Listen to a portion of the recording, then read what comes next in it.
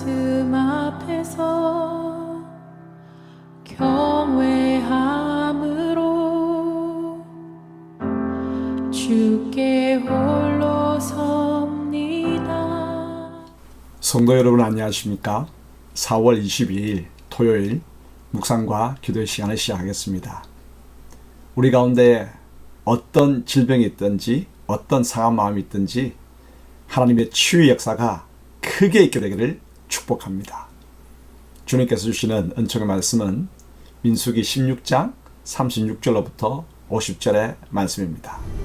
여호와께서 모세에게 말씀하여 이르시되 너는 제사장 아론의 아들 엘라살에게 명령하여 붙는 불 가운데에서 향로를 가져다가 그 불을 다른 곳에 쏟으라. 그 향로는 거룩함이니라.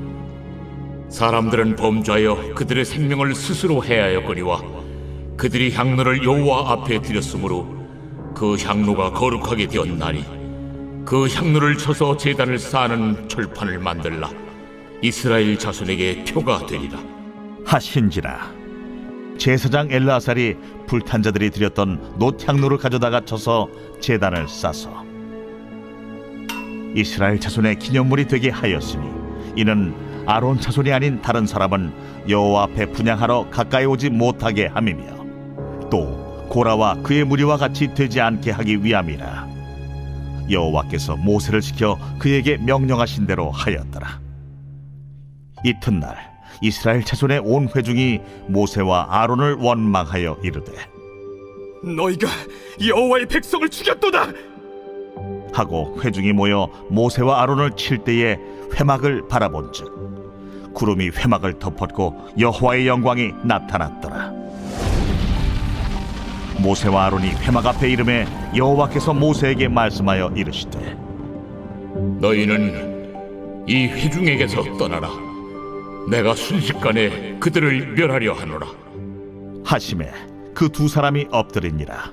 이에 모세가 아론에게 이르되 너는 향로를 가져다가 제단의 불을 그것에 담고 그 위에 향을 피워가지고 급히 회중에게로 가서 그들을 위하여 속죄하라. 여호와께서 진노하셨으므로 연병이 시작되었음이니라. 아론이 모세의 명령을 따라 향로를 가지고 회중에게로 달려간즉 백성 중에 연병이 시작되었는지라.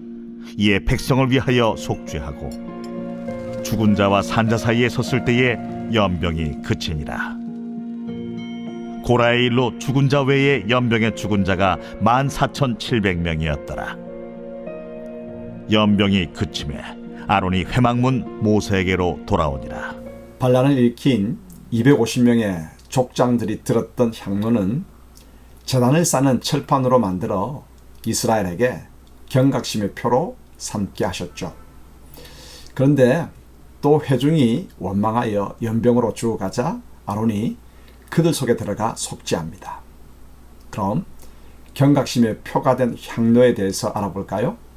하나님은 반란자들이 들었던 250개의 향로를 처리하는 방법을 알려주셨습니다.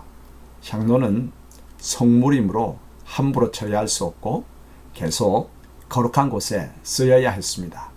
그래서 향로를 녹여 거룩한 제단을 쌓는 철판으로 사용하게 하셨죠. 이름으로써 이스라엘 백성과 레위인들과 제사장들이 제단에서 제사를 드릴 때마다 고라 일당의 반역을 기억하고 경각심을 갖도록 하셨습니다.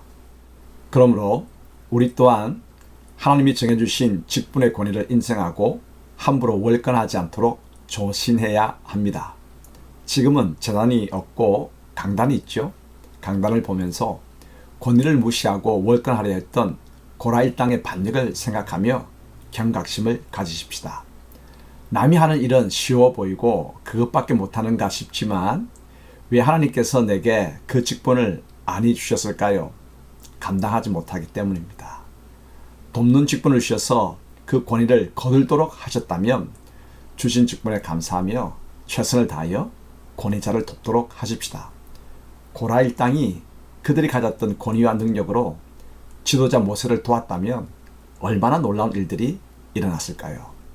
두 번째로 원망하는 회중을 위한 아론의 속죄에 대해서 알아보겠습니다.